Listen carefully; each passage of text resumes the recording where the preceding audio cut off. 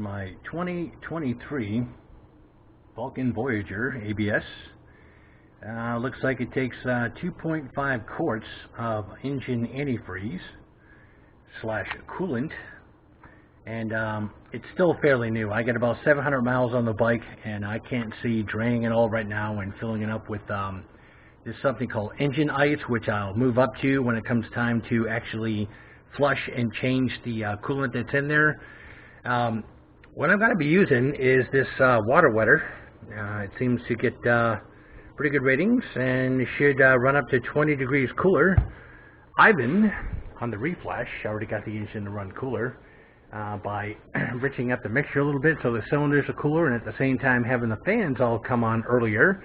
So it does run cooler, and I thought, you know, it wouldn't hurt to put some of this in. So this talks about 1 ounce per quart and 30 milliliters, and we're going to be using this little guy here. Oops. Let's go ahead and turn this. There you go. So 30 milliliters, which is me filling it up to this 15 twice, is equal to 1 ounce.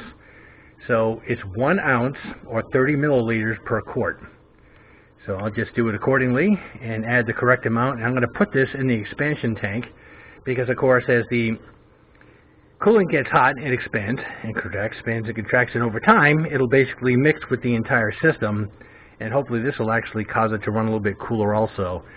It's a lot better than it was, but I still would like it to run a bit cooler. They say that the engine ice, if you replace that, brings it down like another one of those full notches. One guy talked about it barely going over halfway, versus all you guys that have Voyagers and Vaqueros, you know that these engines run hot. I really would like to be able to go ahead and bring the temperature down, so we're going to get into it.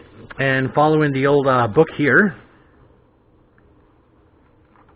I'm on page 155, and it talks about just removing this side cover so I can expose this tank here where I can go ahead and add this water wetter. And then over time, as it, like I said, as it expands and contracts and sucks it into the system, I can basically go ahead and see if the temperature is running cooler. Either way, it doesn't hurt, so I'm just going to go ahead and do it today. So this is the left side of the bike. So I'm going to go ahead and pop the seat off, and you guys that have this bike know how easy that is. I'll bring this floorboard down out of the way, and I'll go ahead and take the screws out. I'm a little concerned with this. I've never taken it up and seen behind here. I think this is attached, the key to remove this, to here. So I'll see how that works and see what it looks like. But I won't know until I get in there. I hate to keep taking this thing apart, but anything I can do to make this run better, I'm going to go ahead and do it, especially while it's new. So let's go ahead and get the seat off, and I'll go ahead and take a look at this cover. So far, it looks like all I have after the seat's off is one screw here. And then, of course, it should pull off in those little tabs that go into the rubber grommets. This is basically a spare light bulb, headlight, I should say.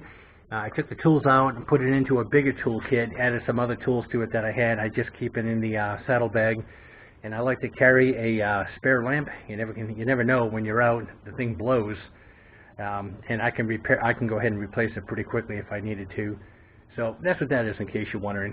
So let's go ahead and get the screw out and get this cover off here and see what we're looking at. Here it is right here. So I'll take the cap off and I'll double check it to see how much is in there to make sure it's at the level it should be. And then we'll go ahead and we will add the additive to it and basically just put it back together. And again, because of the constant expansion and contraction of these fluids, it should basically pull it right out of here and eventually mix with the whole system. So I'm not going to find, try to dig into the system anywhere else. I'm just going to go ahead and add it right here. Alright, so without removing this, and I'm going to double check this. I'm not sure if it's supposed to be that loose, but I'll double check that. But I just went ahead and even pulled this bottom out a little bit so I can have a better look. This looks like the high line, and then down here is the low line. So I think what I'm going to do is I'm going to put just a pinch of antifreeze in a cup and go ahead and add the additive to it and then pour it down inside here. So that's what I'm going to do. I'm just going to go ahead and add just a pinch more antifreeze with the additive inside here, and then we're pretty much done. But honestly, guys, could this be any easier? It should take you a whopping 5 minutes if you don't have to film. Okay, so see down in here, brought the level up a little bit. I ended up adding about 4 ounces of fluid, which brought it up about looks like about a ½ an inch, so it's a little bit above the F, but that's fine. Again, this is an expansion tank, and as the fluid comes in under pressure, when it's heated, it'll basically be pulled back out again when everything starts to cool off. So this is the rear fan. Since this is something that they added later, the cooling fan, this is basically where they went ahead and put the fuse for it is also. I didn't know that until I got my glasses so I could actually read this. And then that's about it. So I'm going to go ahead and give it a start up and let it heat up and all that stuff. And I should see this level here start to rise. And then, of course, when I shut it off and it cools down, it should be pulled out again. So at least we've added a little bit to it. And anything to help this thing run cooler, that's what I'm shooting for.